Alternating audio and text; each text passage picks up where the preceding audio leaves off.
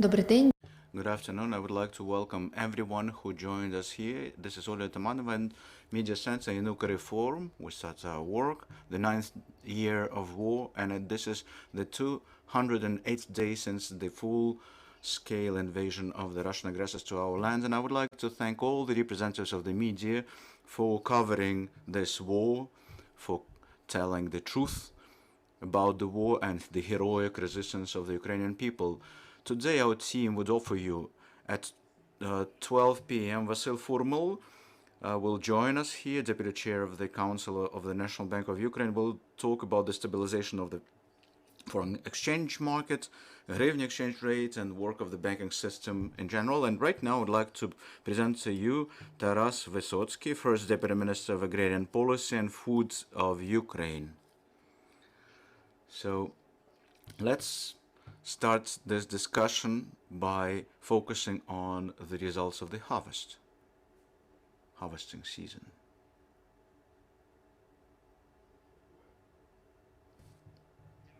Thank you. Welcome, esteemed participants of the press conference. Since this year is broken down into two seasons, we have the seeding season of winter and summer crops and harvesting of winter and summer crops. So from the standpoint of seeding and harvesting, we're in between of those two seasons, and thus we can make some interim results. Well, it's already clear that our heroic agrarians, farmers, with the help of the armed forces of Ukraine and the occupation of a large territory of Ukraine back in spring, managed to use the opportunities of this year to plant, and the planting season covered 80% compared to previous year, even though at the beginning of the invasion the risk was that the planting will happen only in 15 or 60%. The occupation of Kyiv, Sumy, and Chernihiv regions helped to this, and this will also be helped in terms of winter crops when the Kharkiv region is liberated. So 80% of arable lands have been planted, a good indication for the time of war. And we can also talk about the first results, because the early group of crops have been harvested already. All in all, I would like to say that we expect this year the harvests of crops at the level of 67 million tons. Well, that's not a record. The record was last year, but still, I would like to say that this would be one of the top 5 indicators for 30 years. So when the war is on, well, our farmers managed to harvest out of 67 million, 50 to 52 tons cereals and beans, and 15 to 17 million oil products. On the first block of the early group, the harvesting season is over. Like wheat, about 19 million tons, with the average level of more than 40 centners per hectare. So wheat being a critical foodstuff for food security of Ukraine, our internal consumption, domestic consumption of is about 7 to 8 million tons a year. So we have collected already twice as much as we need. It's already in the silos, so there would be no threat of running out of wheat. Barley, 5.5 million tons. That's mostly for cattle feeding. Domestic consumption for people is 3 to 3.5 million. So we had harvested more than we need actually this year. And another crop that is people are always talking about is buckwheat. So about 60,000 tons have been harvested, and that's 1/3, 35 to 40% of the planted area. So what could it suggest to us? the harvesting would be 140, probably even 150,000 tons, while the domestic consumption 100 to 110,000 because of migration and the reduction of consumption. So for the last 10 years, we managed to produce 1.5 times more than domestic consumption, so having the reserves left, because previous years 35 to 40% have been imported. So here the agrarians substantially increase the arable area covered by buckwheat. Now, such winter crop as beetroot, 3.1 million tons. Again, that's at the level of last year, which is a good indicator indeed. Three cult,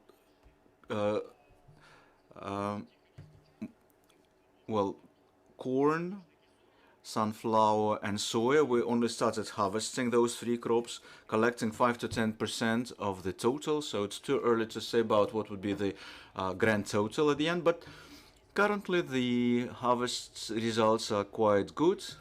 The yield is quite good, and we expect that we'll get nice results for them.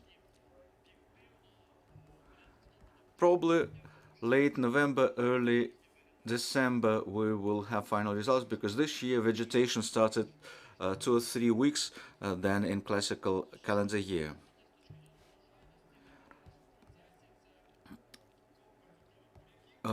So that was rape actually, not beetroots, but with beetroots, 3.5% have been harvested. That's the yield is more than 500 hectares centers per hectare. So we'll have 1.1, probably even 1.2 million tons of sugar, when the internal consumption is about 1,150,000. Well, we'll have to look at the migration figures. So actually, Ukrainians will have their sugar needs totally covered. We have 2 seasons, planting and then harvesting. So we have already started planting the winter crops. We have 3 major winter crops actually, wheat and barley and rape seeds. Well, rape seeds we start planting earlier, starting from August actually. So 90% as of today of the forecasted areas have been planted by it, 480,000 hectares total. So that's the end of the planting season for them. Wheat and barley, we have only started planting, and we have planted no more than 5%, by the way, rye as well. So we see that the weather had some intensive rainy weather, which will foster good vegetation. So we expect that we'll have great results in terms of the yield of winter crops. The areas forecasted for that are enough to form the food reserves for next year. We, looking at the figures of this year, see that the consumption is 2.5 times more. For corn, we will have the production 3 times more than the domestic consumption. So what does it tell us? That we have the potential for exports. Well, once again, we form substantial potential for exports. This year, as of July 1st, that's the beginning of the marketing year, we had about 20 million tons of crossover volumes, and the topic of exportation would remain quite relevant in order to sell the harvested crops. When we launched the seeds initiative, the figures started increasing quite substantially, and if you model, well, July 3 million tons, that was before the grain initiative. In August, that was 4.5 million tons with grain initiative a month, and now we can see that we can reach, looking at the figures, with the same momentum that has been gain over the 18 months, well, we'll have 5.4, 5.5 million tons. Hopefully there would be no force majeures and we'll reach this number. What does it mean globally? We are reaching already closer to the needed average monthly pace of exports like we had in peaceful times. It was between 6 to 7 million tons a month, depending on the seasonality and intensity. But if we reach 6 million tons, that will be a huge achievement for everyone, all of the participants of the process. So we are moving towards this figure.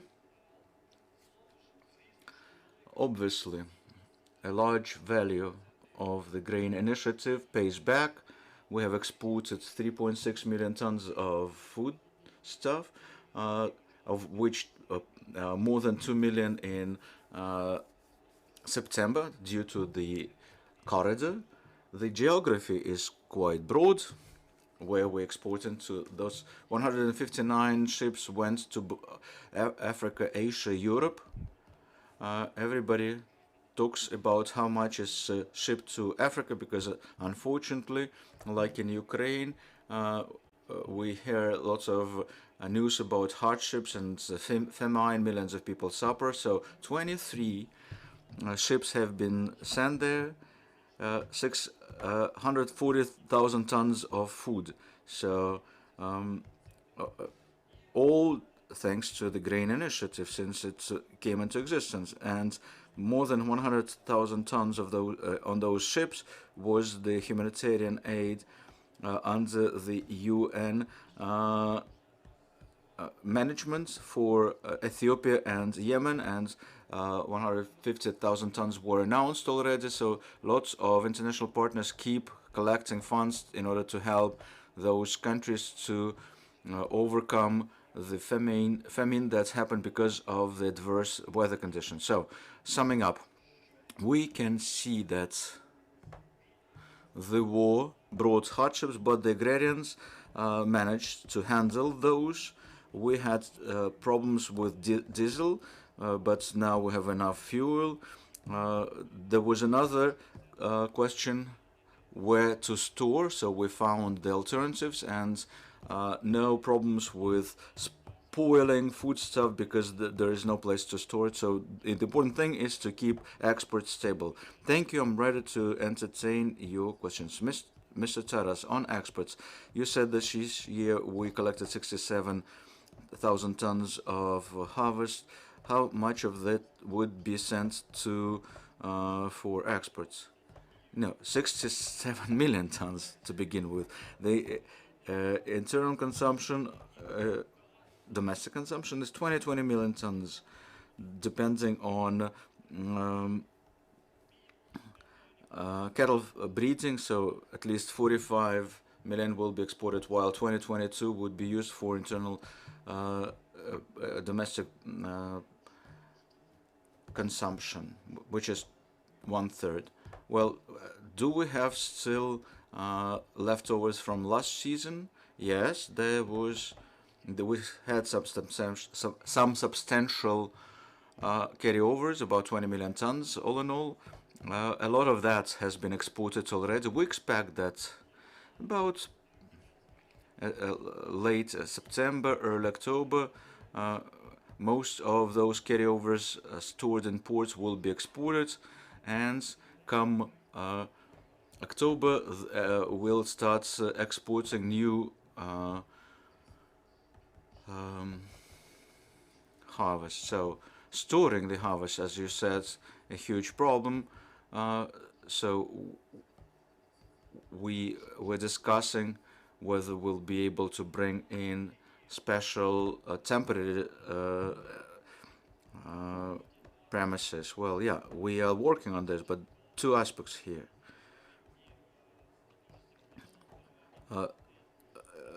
Private sector has brought those temporary arrangements themselves, and the FAO would help us to bring those facilities for storing 6.5 million. So how we will break down those temporary solutions, we'll tell you at the end of the season, but the uh, volume has been already identified, so we'll start handing out those um, uh, storage facilities for corn, which we will start actively collecting in the season of active corn harvesting. So as soon as we get them, we'll be able to store grain in them.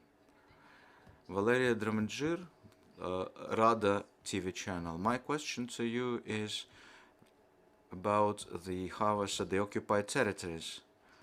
Is this issue regulated in any way? Does Ukraine have the information? What was the harvest there? Whether it's being taken to the territory of the Russian Federation through Crimea? So what's the situation at the occupied territories? Two factors here. The source of our information are satellite images, because it's important to verify the information. When people tell us something from the temporarily occupied territories, well, that's one thing. But looking at the satellite imagery, what we see is that they haven't been planting summer crops. So the winter crops have been planted by us back in autumn last year. So they were in good shape, but a certain percentage has been burned down, destroyed. The rest harvested. So no planting of summer crops, times less than in usual years. So what we recommended, talking through our line associations, that the agrarians would not be bringing the harvested seeds to large silos where it's quite easy, unfortunately, to steal it using brute force. Instead, storing it elsewhere, including in the field. So no such facts like it was with the harvest of last year, where 20, 30, 50,000 were taken from the silos. Well, so they just stole what's already being there using guns, and that's where we shared the information that 550 to 600,000 tons stolen like this. So no similar cases now, but when people can tell us about stealings, they tell us, but at least not what happens in Kharkiv region, where the occupation allowed to preserve the harvest collected in July and August. So hopefully the armed forces will help us to disallow the Russians to steal even more. According to agronomic harvest, the winter crops should have been started planted in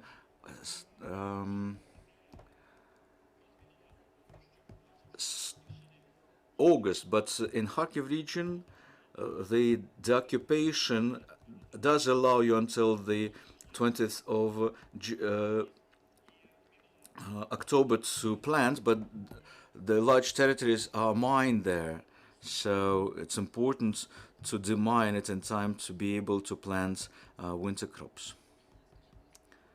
Ukraine Forum, tell us please, how much harvest has been lost at the fields where it's being already grown? We've seen how fields were burning. So do you have the assessment how much we've failed to collect? Well, if we look at the areas for winter crops, we estimated that we could have collected about 10 million tons. About 10 million tons is what was destroyed at the temporary occupied territories. Sometimes stolen, sometimes burned down, so up to 10 million tons. As to what we observed on the satellite imagery, it's about 5%. But again, that's what's being identified there. So at least 5,000 tons of potential harvest lost. So we can see what's being harvested, but it's stolen not at the silos, so only after the deoccupation we'll have more accurate figures with the real assessment of the situation on the ground. What about buckwheat, Mr. Taras? You just said that for the first time we'll get the harvest that will fully meet our internal users' needs. Will our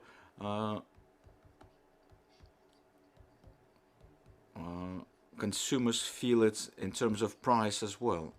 Because this is the product that's whose prices keep growing.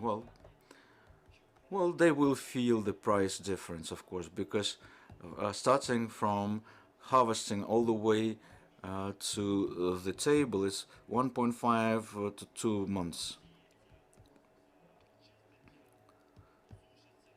Drying, packaging, so 2.5 to 2 months. So the harvesting will be over in October, so the outcome would be more or less clear in